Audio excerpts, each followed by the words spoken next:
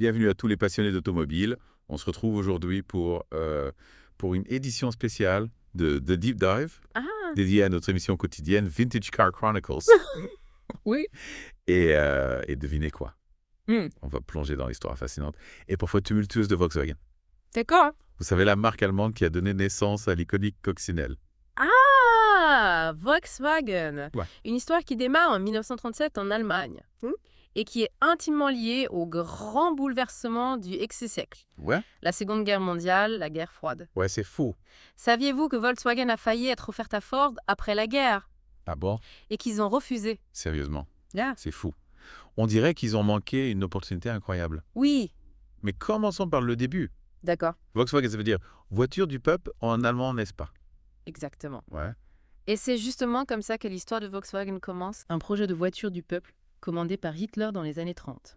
Mhm. Imaginez l'Allemagne à cette époque, en pleine crise économique, Ouais. la voiture était un luxe réservé à une élite. D'où l'idée d'une voiture accessible à tous, je suppose. Tout à fait. Mhm. Et pour la rendre accessible, un système d'épargne ingénieux a été mis en place. Ouais. Les Allemands pouvaient mettre de côté 5 marks par semaine pour un jour s'offrir leur Volkswagen. C'est vraiment astucieux comme système. Est-ce que beaucoup de gens ont pu en profiter? Malheureusement, la guerre a éclaté et a tout bouleversé. Bah oui. Ironiquement, personne n'a pu recevoir sa voiture grâce à ce plan avant bien plus tard. Ah oui, c'est vrai. Hmm. Et cette période de guerre, comment a-t-elle impacté Volkswagen? On sait qu'Allemagne était sous le régime nazi à l'époque. En effet, c'est une période sombre de l'histoire de Volkswagen. L'usine, initialement conçue pour produire la voiture du peuple, a été reconvertie pour fabriquer des véhicules militaires. Notamment le Kübelwagen et le Schwimmwagen. Donc la production de la coccinelle a été mise en pause. Absolument.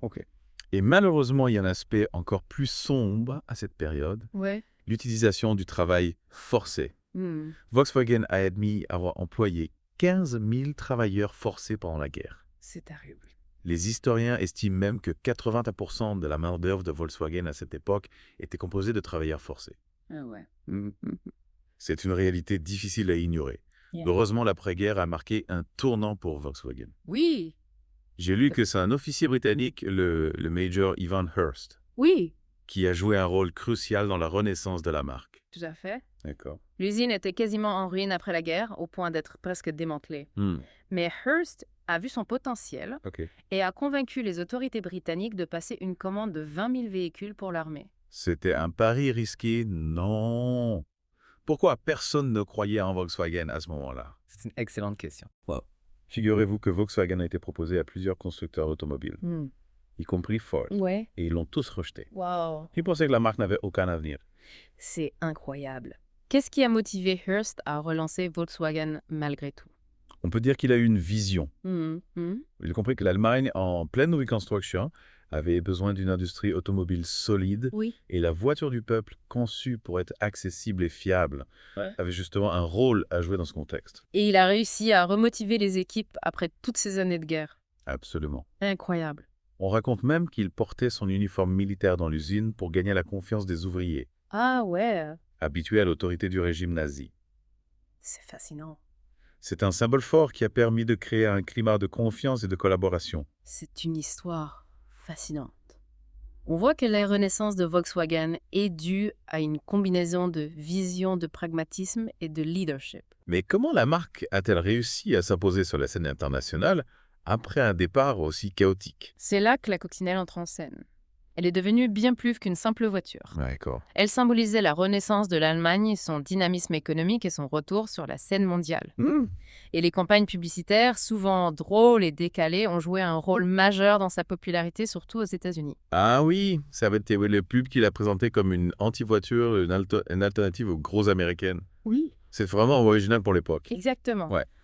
Volkswagen a su créer une image de marque unique basée sur la simplicité, la fiabilité et l'accessibilité. Et la coccinelle est devenue une véritable icône, dépassant même le record de production de la Ford Model T. C'est impressionnant. On imagine l'impact que ça a eu sur l'industrie automobile de l'époque. Oui, Mais Volkswagen ne s'était pas arrêté là, n'est-ce pas? Ils ont continué à développer de nouveaux modèles. bien sûr. La coccinelle a été le fer de lance du succès de Volkswagen. Mais la marque a rapidement compris qu'il fallait élargir sa gamme pour conquérir de nouveaux marchés. Et c'est là que des modèles comme le Combi, la Karmann Ghia et la Passa ont fait leur apparition. Tout à fait. OK. Chaque modèle a eu son importance dans l'évolution de Volkswagen. D'accord. Le combi, par exemple, a séduit les familles et les aventuriers, devenant un symbole de liberté et de voyage. Ouais. La Karmann Ghia, avec son design élégant et sportif, a attiré une clientèle plus jeune et branchée. D'accord.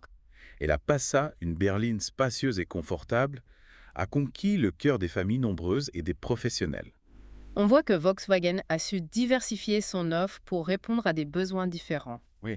Mais comment ont-ils réussi à innover et à se maintenir à la pointe de la technologie, elle? C'est là que les acquisitions de Tounion et DNSU ont joué un rôle déterminant. Ces deux marques, qui avaient une grande expertise en matière de traction avant et de moteur refroidi par eau, ont apporté un savoir-faire précieux à Volkswagen. Ah oui, c'est vrai.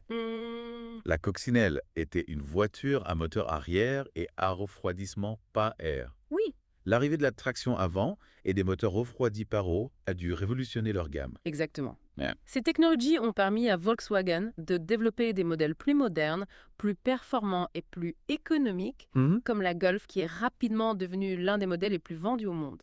On peut dire que Volkswagen a su anticiper les évolutions du marché en s'adaptant aux nouvelles technologies et aux nouvelles attentes des consommateurs. Oui. Mais on n'a pas encore parlé du scandale des émissions polluantes, Ah. le fameux Dieselgate. Comment cet événement a-t-il impacté la marque? Le Dieselgate a été un véritable coup dur pour Volkswagen. Il a terni l'image de la marque et a eu un impact considérable sur ses ventes. Mais Volkswagen a tiré les leçons de cette crise en investissant massivement dans le développement de technologies plus propres. C'est vrai. On entend beaucoup parler de la stratégie électrique de Volkswagen ces derniers temps. Oui, Il semble déterminé à devenir un leader dans ce domaine. tout à fait. Volkswagen a compris que l'avenir de l'automobile passe par l'électrification Ouais. et ils ont lancé une offensive majeure avec des modèles comme l'ID.3 et l'ID.4. Ces voitures électriques de nouvelle génération sont conçues pour offrir une autonomie accrue, des performances de pointe et une expérience de conduite connectée. C'est fascinant de voir comment Volkswagen a su se réinventer au fil des décennies, passant d'une voiture du peuple à un acteur majeur de la mobilité électrique. Oui. Mais avant de plonger dans les défis et les opportunités qui attendent Volkswagen dans les années à venir, on va faire une petite pause. D'accord. On se retrouve dans quelques instants pour la suite de notre deep dive. Parfait. Et nous revoici pour la suite de notre exploration de l'univers Volkswagen, chers auditeurs. Exactement. Enfin, Car juste avant la pause, on évoquait la stratégie de Volkswagen pour conquérir de nouveaux marchés et se maintenir à la pointe de la technologie. On a parlé du combi de la Karmann Ghia de la Passa. Oui. Mais il y a un modèle qu'on ne peut pas ignorer, Ah oui? la Golf. Ah, la Golf. Ouais. Une véritable success story. Oui. Saviez-vous qu'elle est née en 1964 pour remplacer la coccinelle qui commençait à accuser son âge? Oui. Volkswagen a pris un risque énorme en misant sur ce nouveau modèle et qui était radicalement différent de la coccinelle. Oui, c'est vrai. La Golf était une traction avant avec un moteur refroidi par eau, tandis que la coccinelle était une propulsion à moteur arrière et refroidissement par air. C'était un changement complet de philosophie, Nélanie. Absolument. Mais ce pari audacieux a été un coup de maître épée. La Golf a rapidement conquis le public grâce à sa polyvalence, son design moderne et son agrément de conduite. Elle était spacieuse, pratique, économique. Bref, la voiture idéale pour la famille moderne. Et elle a connu un succès fulgurant, si je me souviens bien. Tout à fait. La Golf est devenue un best-seller dès son lancement. Et elle a continué sur sa lancée pendant des décennies. Aujourd'hui, elle en est à sa 8e génération. Incroyable. Et elle reste l'un des modèles les plus vendus au monde. C'est incroyable. Qu'est-ce qui explique cette longévité exceptionnelle? Plusieurs facteurs ont contribué à ce succès. D'abord, la Golf a toujours s'adapté aux évolutions du marché, en intégrant les dernières technologies et en proposant une large gamme de motorisation et de finition. D'accord. Ensuite, elle a bénéficié d'une image de marque très positive, associée à la fiabilité, la qualité et la sécurité. Oui, on dit souvent que la Golf est une valeur sûre. Exactement. Et puis, il ne faut pas oublier l'impact des campagnes publicitaires qui ont contribué à forger l'identité de la Golf et à la rendre désirable auprès de différentes générations de conducteurs. En parlant de génération, j'ai lu que la Golf GTI, la version sportive de la Golf, a joué un rôle important dans l'histoire de la marque. C'est vrai. Ah oui, la GTI, un véritable mythe. lancée en 1976. Elle a inventé le concept de la compacte sportive et elle a immédiatement séduit les amateurs de conduite dynamique. Avec son moteur puissant, son châssis affûté et son look distinctif. Elle est devenue une référence dans le monde des sportives. Et elle a aussi contribué à l'image de Volkswagen en tant que marque capable de produire des voitures performantes et excitantes, pas seulement des modèles pratiques et économiques. Tout à fait. Ouais. La GTI a prouvé que Volkswagen pouvait aussi jouer dans la cour des grands et elle a attiré une nouvelle clientèle, plus jeune et plus passionnée par l'automobile. On voit que Volkswagen a su diversifier son offre en proposant des modèles adaptés à différents segments de marché. Oui. Mais est-ce que cette stratégie a toujours été payante? Pas toujours en effet. Ah bon?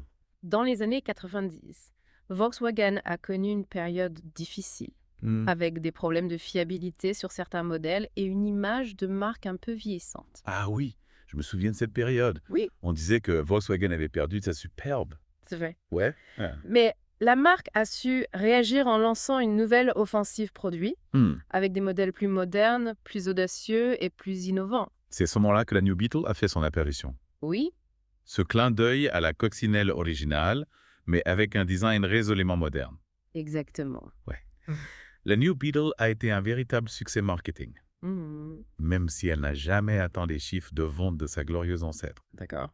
Elle a permis à Volkswagen de rajeunir son image et de reconquérir une clientèle plus branchée. Et cette stratégie de renouvellement s'est poursuivie avec d'autres modèles, comme la Polo, la Lupo, la Touareg. Tout à fait. Volkswagen a multiplié les lancements de nouveaux modèles en explorant de nouveaux segments de marché comme celui des SUV avec la Touareg D'accord. et en misant sur des technologies innovantes comme le moteur TDI qui a révolutionné le marché du diesel. On voit que Volkswagen a traversé des périodes de haut et de bas. Mais la marque a toujours su rebondir en s'adaptant aux évolutions du marché et en innovant. Oui. Mais avant d'aborder les défis qui attendent Volkswagen dans les années à venir, D'accord. on va faire une nouvelle pause. Ok. On se retrouve dans quelques instants pour la dernière partie de notre Deep Dive. Parfait. Et nous revoilà pour la dernière partie de notre Deep Dive consacrée à l'histoire et à l'avenir de Volkswagen, chers auditeurs. Un dernier chapitre passionnant où on va se pencher sur les défis et les opportunités qui attendent ce géant automobile dans les années à venir. Exactement. On a vu comment Volkswagen a su s'adapter aux changements innovés et se réinventer au fil des décennies. Oui. Mais aujourd'hui, l'industrie automobile est à un tournant majeur avec l'émergence de nouvelles technologies, de nouveaux acteurs et de nouvelles attentes de la part des consommateurs. Tout à fait. On parle beaucoup de la révolution électrique, de la conduite autonome, de la connectivité. Ouais. Autant de tendances qui bouleversent les codes établis et obligent les constructeurs à repenser leur modèle. Et comment Volkswagen se positionne-t-il face à ces transformations? On sait qu'ils ont investi massivement dans l'électrique ces dernières années. Absolument. Volkswagen a pris conscience des enjeux climatiques et de l'évolution des mentalités. La marque a donc engagé une véritable offensive électrique avec le lancement de la gamme ID. ID.3, ID.4 l'a dit.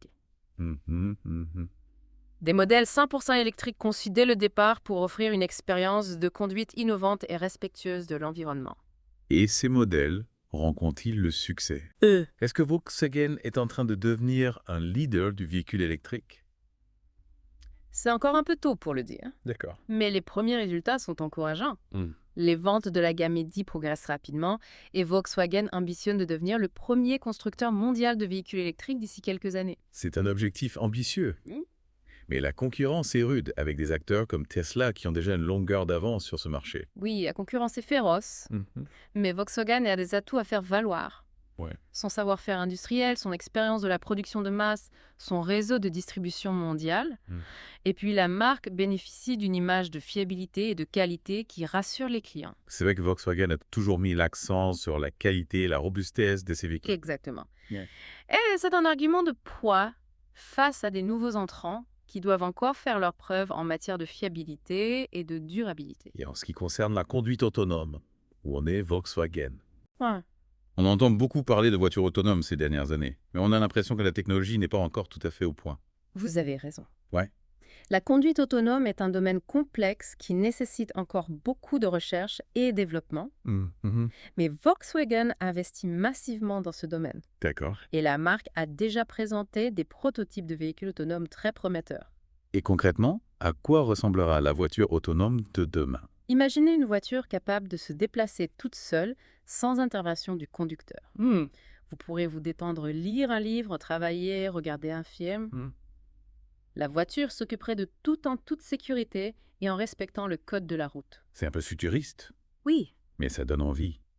Et ça ouvre des perspectives incroyables en termes de mobilité et de sécurité routière. Absolument. La voiture autonome pourrait révolutionner nos déplacements en rendant les trajets plus fluides, plus sûrs et plus agréables. Mais il reste encore des défis à relever, notamment en termes de législation d'infrastructure et d'acceptation sociale. Oui, il faudra du temps pour que les gens s'habituent à l'idée de confier leur sécurité à une machine. Mais je suis convaincu que la voiture autonome finira par s'imposer comme une évidence. Moi aussi. Et Volkswagen sera sans aucun doute l'un des acteurs majeurs de cette révolution. Et en attendant, Volkswagen continue d'innover dans d'autres domaines comme la connectivité. Oui. On voit de plus en plus de voitures connectées à Internet, capables de communiquer entre elles et avec leur environnement.